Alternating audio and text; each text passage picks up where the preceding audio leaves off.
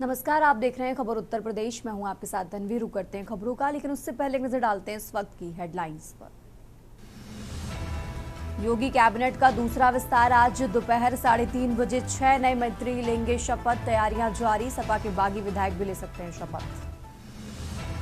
EVM से जीत कर ही हटाएंगे ईवीएम, सपा प्रमुख अखिलेश यादव बोले एसआईआर के बाद कई लोगों के ट्रिपल वोट, मेरी निगाह सिर्फ यूपी पर। उत्तर प्रदेश में मिशन 2027 के लिए भाजपा ने कसी कमर। मंत्रिमंडल विस्तार के बाद अब संगठन में भी बड़े बदलाव की तैयारी। गिरफ्तारी मेमो में कारण न लिखने पर हाईकोर्ट सख्त, डीजीपी ने पुलिस अधिकारियों के लिए जारी किए कड़े निर्देश। यूपी शिक्षा सेवा चयन आयोग की प्रवक्ता भर्ती 2022 परीक्षा का दूसरा दिन आज 319 केंद्रों पर 4 लाख परीक्षार्थी शामिल। लखनऊ में होर्डिंग लगाने के विवाद में भाजपा नेता श्याम चेतन तिवारी पर ताबड़तोड़ फायरिंग, हालत नाजुक। आप देख रहे हैं के न्यूज़, खबरों का सारथी। और अब रुक करते हैं खबरों का और बुलेटिन की शुरुआत करते हैं लखनऊ की खबर से। राजधानी लखनऊ से खबर आपको बता रहे हैं, योगी कैबिनेट का दूसरा विस्तार आज है। तो आज गवर्नर हाउस में कैबिनेट विस्तार होगा। बंगाल चुनाव के बाद उत्तर प्रदेश में कैबिनेट विस्तार। लखनऊ से बड़ी खबर आपको बता रहे हैं, जहां दोपहर करीब 3 बजे होगा मंत्रिमंडल का शपथ ग्रहण। तो मौजूदा मंत्रियों में से किसी का इस्तीफा होने की संभावना फिलहाल नहीं है। कैबिनेट में पश्चिम यूपी से 2 मंत्री बनाए जाने की संभावना है। तो लखनऊ से ये बड़ी खबर आपको बता रहे हैं, दोपहर 3 बजे का समय जब मंत्रिमंडल का शपथ ग्रहण होगा, तो मौजूदा मंत्रियों में से किसी का इस्तीफा होने की फिलहाल कोई संभावना नहीं है। कैबिनेट में पश्चिम यूपी से 2 मंत्री बनाए जाने की भी संभावना है। तो लखनऊ से ये बड़ी खबर आपको बता रहे हैं।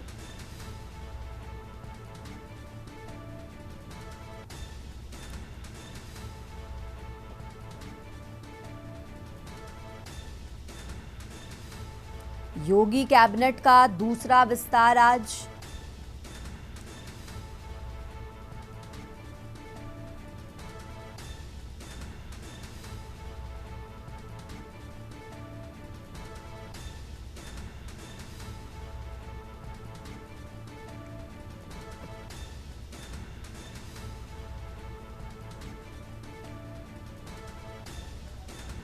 और इसी खबर पर ज्यादा जानकारी के लिए हमारे साथ रामानुज जुड़ चुके हैं। रामानुज, जिस तरीके से जानकारी मिल रही है कि आज योगी कैबिनेट का दूसरा विस्तार है, और ऐसे में देखिए जो 6 रिक्त पद हैं उनको भरे जाने की भी संभावना है। तो कौन से मंत्रियों के नाम शामिल होने की संभावना है, पूरी जानकारी क्या है? देखिए तन्वी, अगर बात की जाए कि जिस तरीके से उत्तर प्रदेश के अंदर योगी सरकार का दूसरा मंत्रिमंडल विस्तार है, उसमें सबसे महत्वपूर्ण बात है कि उत्तर प्रदेश के 6 चेहरे जो है वो शामिल होंगे। और ऐसे माना जा रहा है कि कृष्णा पासवान और इसके साथ साथ जो है हंसराज विश्वकर्मा और सुरेंद्र दिलेर, भूपेंद्र चौधरी, मनोज पांडे, ये नाम जो है शामिल हो सकते हैं। ऐसे में अगर बात की जाए तो कहीं ना कहीं उत्तर प्रदेश की सियासी गलियारे में लगातार जो है मंत्रिमंडल विस्तार की जो खबरें तैर रही वो आज समाप्त हो। तो ऐसे में 3 बजे मंत्रिमंडल विस्तार का समय रखा गया है, और जो है इसमें जो है इन 6 नामों की चर्चा तेज है। तो ये भी माना जा रहा है कि कुछ लोगों को जो है मंत्रिमंडल से बाहर भी किया जा सकता है। जी ठीक है रामानुज, बहुत बहुत शुक्रिया आपका तमाम जानकारी के लिए। और ये लखनऊ से खबर आपको बता रहे हैं। राजधानी लखनऊ से अहम जानकारी आपको बता रहे हैं, जहां योगी कैबिनेट का दूसरा विस्तार आज दोपहर करीब 3 बजे 6 नए मंत्री शपथ ग्रहण करेंगे।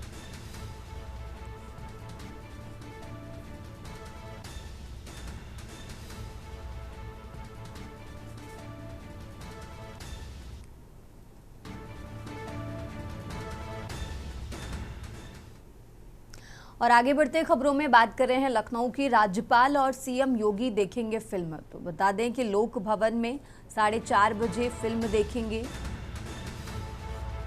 कृष्णावतारम, और पूरे मंत्रिमंडल के साथ फिल्म देखेंगे सीएम योगी। सभी मंत्रियों को इसकी सूचना भेजी गई है। लखनऊ से यह हम जानकारी आपको बता रहे हैं, सभी मंत्रियों को इसकी सूचना भेजी गई। तो राज्यपाल और सीएम योगी फिल्म देखेंगे और इसी को लेकर सभी मंत्रियों को भी इसकी सूचना दी गई है। लोक भवन में 4:30 बजे का समय बताया जा रहा है जब फिल्म कृष्णावतारम देखेंगे राज्यपाल और सीएम योगी आदित्यनाथ। पूरे मंत्रिमंडल के साथ फिल्म देखेंगे उत्तर प्रदेश के मुख्यमंत्री। सभी मंत्रियों को इसकी सूचना दी गई है।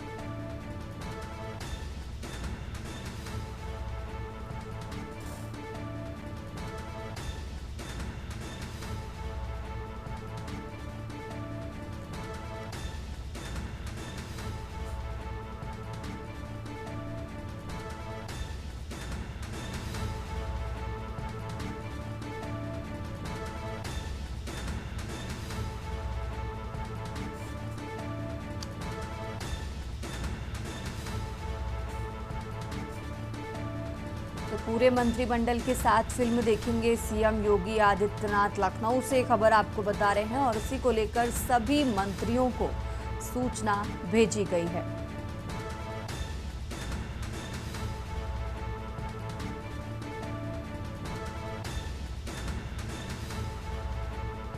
तो लोक भवन में 4:30 बजे का समय बताया जा रहा है।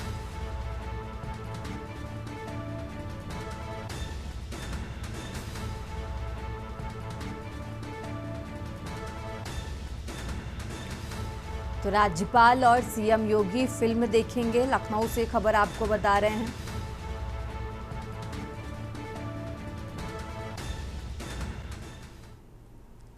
तो आगे बढ़ते हैं खबरों में। खबर रायबरेली से आपको बता रहे हैं जहां रायबरेली में पीएनबी के 3 अफसरों पर एफआईआर दर्ज की गई है। कोर्ट के आदेश पर सदर कोतवाली में केस दर्ज है। मंडल प्रमुख रक्ति मावा दान समेत 4 पर एफआईआर दर्ज की गई है। सीनियर मैनेजर अल्पना त्रिवेदी पर भी एफआईआर दर्ज की गई।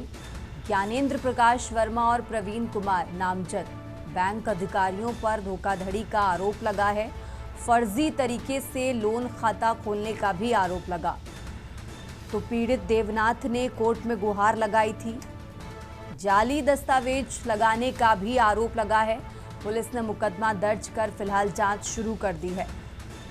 बता दें कि 2022 में देवनाथ को बर्खास्त किया गया था। ग्रेजुएटी राशि लोन के खाते में डालने का भी आरोप है। बिना जानकारी लोन खाते में डालने का आरोप। तो फर्जी दस्तावेज से लोन खाता खोलने का दावा। सदर कोतवाली क्षेत्र का ये मामला आपको बता रहे हैं।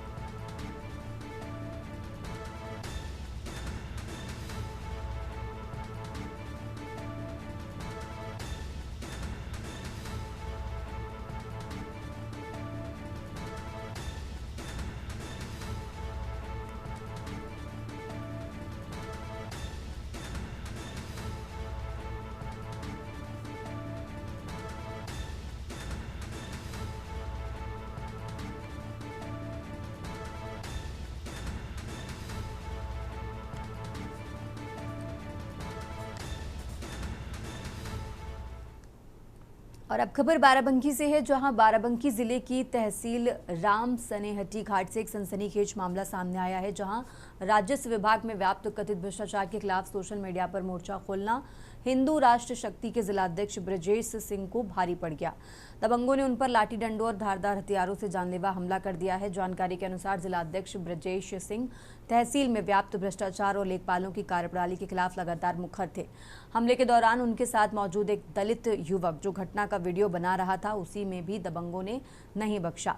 आरोप है कि हमलावरों ने युवक की बेरहमी से पिटाई की और उसे जाति सूचक गालियां देते हुए अपमानित किया।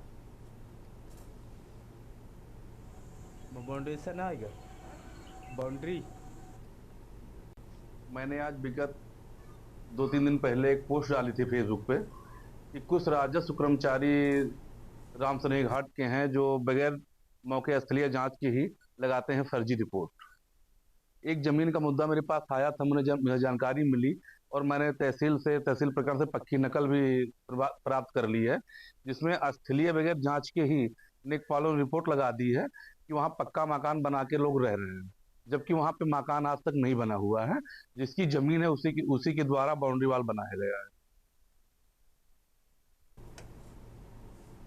और अब खबर रामपुर से है, जहां पटवाई स्थित मेट्रो हॉस्पिटल में इलाज के दौरान नवजात की मौत होने के बाद आक्रोशित परिजनों ने जमकर हंगामा काटा है। उन्होंने हॉस्पिटल में योग्य चिकित्सकों के बजाय झोला छाप डॉक्टरों से इलाज कराकर मरीजों के जीवन से खिलवाड़ करने का आरोप लगाया है। इस दौरान किसी जिम्मेदार के सामने न आने पर गुस्साए परिजनों ने निजी हॉस्पिटल में जमकर तोड़फोड़ की, जिससे स्टाफ को लोगों को भागकर जान बचाने को मजबूर होना पड़ा। बाद में मौके पर पहुंची पुलिस पूरे मामले की जांच पड़ताल में जुटी हुई है।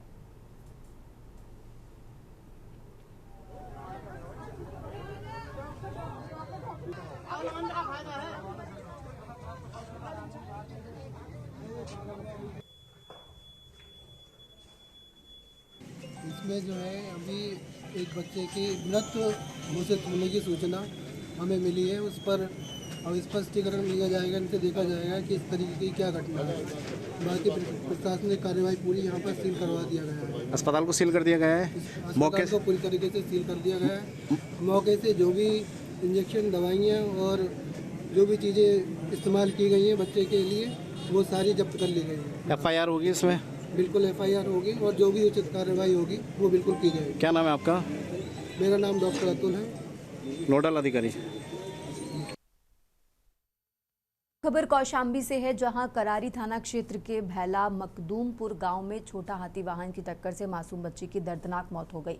सड़क हादसे में मासूम की मौत की खबर मिलने से परिजनों में कोहराम मच गया। बताया गया कि हादसे के समय 6 वर्षीय मासूम बच्ची रिया सरोज को खेलते समय अचानक तेज वाहन ने जोरदार टक्कर मार दी।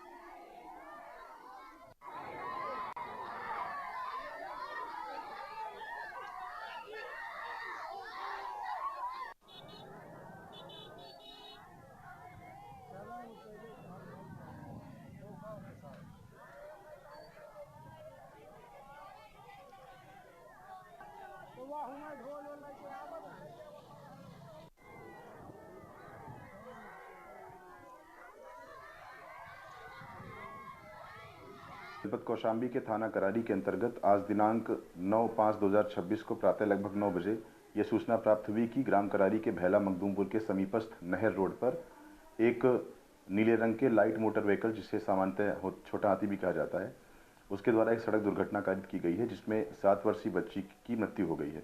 उक्त सूचना पर तत्काल थाना करारी की पुलिस मौके पर पहुंची, शव को कब्जे में लेकर के पोस्टमार्टम इत्यादि कार्रवाई के लिए भेज दिया गया है तथा थाना करारी की टीम ने CCTV फुटेज तथा घटनास्थल के आसपास के फुटेज इत्यादि को संकलित करते हुए आरोपी वाहन, जो नीले रंग का लाइट मोटर व्हीकल अर्थात छोटा हाथी है, उसे कब्जे में ले लिया गया है। अन्य विधिक कार्रवाई प्रचलित है। मोबाइल खो जाने या चोरी हो जाने की शिकायतों पर बुलंदशहर पुलिस ने एक बड़ी सफलता हासिल की है। जिले की पुलिस ने विशेष अभियान और तकनीकी मदद से अप्रैल महीने में 123 गुमशुदा मोबाइल फोन बरामद किए हैं, जिनकी अनुमानित कीमत करीब 30 लाख रुपए है। पुलिस कार्यालय में आयोजित एक कार्यक्रम के दौरान सभी बरामद मोबाइल फोन उनके वास्तविक स्वामियों को सुपुर्द किए गए।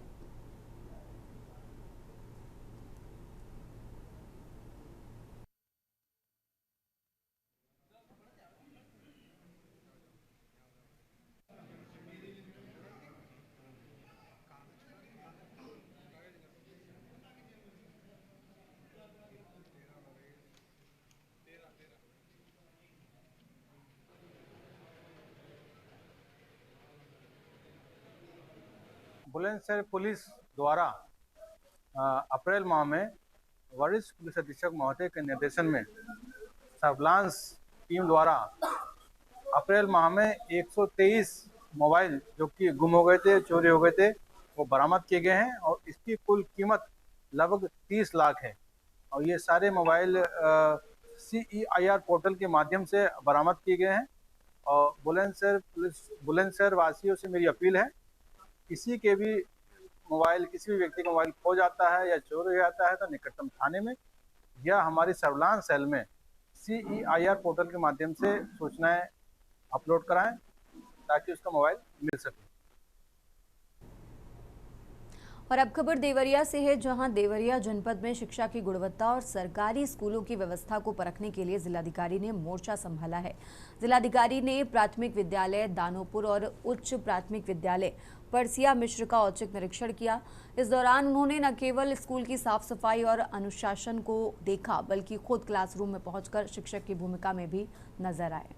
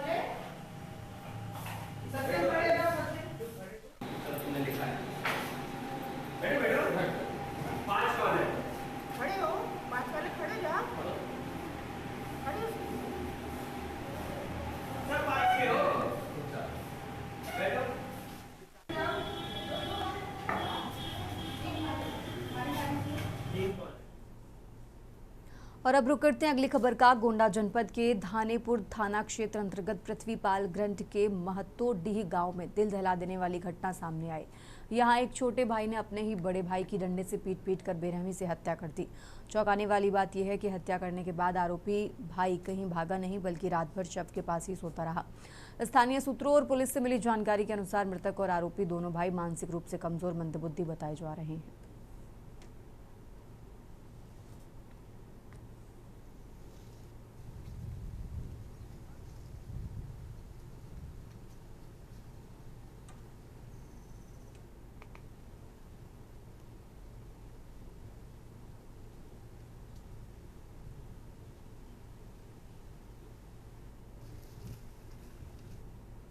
और अब खबर कासगंज से है, जहां ढोलना थाना क्षेत्र के तबालपुर गांव के पास खेत से संदिग्ध हालातों में पड़ा महिला का शव बरामद किया गया है। शमशान घाट के पास पड़ा मिला शव गांव निवासी यशोदा का बताया जा रहा है, जिसने करीब 4 साल पहले ही गांव निवासी अनमोल से लव मैरिज की थी। शव बरामद होने के बाद आसपास इलाके में सनसनी फैल गई, जबकि मृतका के ससुरालीजन घर से फरार बताए जा रहे हैं और पुलिस पूरे मामले की जाँच पड़ताल में जुटी हुई है।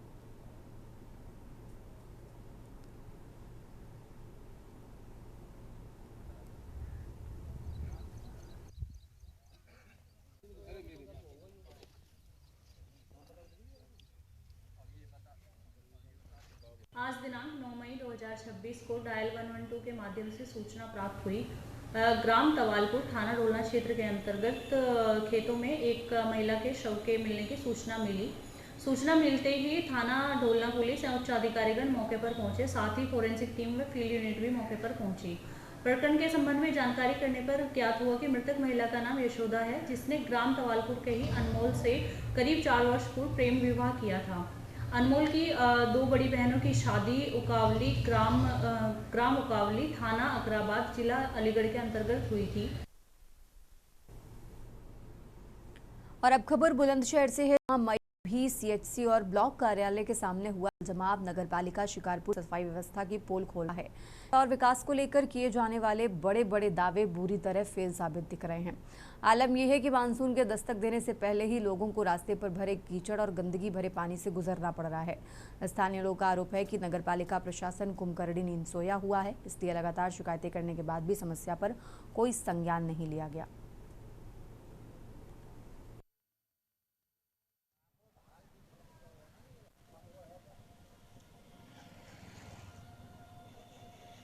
यहाँ आगे गंदा पानी भरा रहता है बारिश का, जब भी आते हैं यहाँ तो मच्छर खा जाते हैं, दोनों तरफ बीमारी पड़ी हुई है, दोनों सड़क के आसपास दोनों तरफ पानी भरा हुआ है। अच्छा, ये क्षेत्र किस में आता है? ये नगर पालिका में आता है। तो यहाँ के लोगों ने नगर पालिका से शिकायत नहीं की? नगर पालिका कोई आते हैं नहीं, मतलब देर कोई डीएम वगैरह आ जाती है तो सफाई हो जाती है, नहीं तो कोई सब मतलब ही नहीं है ना, यहाँ किसी को कोई चिंता। ये शिकारपुर सरकारी अस्पताल है। अच्छा, शिकारपुर अस्पताल के सामने जिस तरह से जलभराव हो रहा है उसको लेकर क्या कहेंगे? इससे काफ़ी बीमारी बढ़ेंगी, मच्छर पैदा हो रहा है जी काफ़ी, और ये इस नगर पालिका के लिए देखना चाहिए ये, और यहाँ पे काफ़ी मरीज आते रहते हैं और ज़्यादा बीमारी बढ़ेगी। सरकारी में। अच्छा, सरकारी अस्पताल शिकारपुर में। हाँ। अच्छा, यहाँ जिस तरह से अस्पताल के सामने जलभराव हो रहा है उसको लेकर अम्मा क्या कहेंगे आप?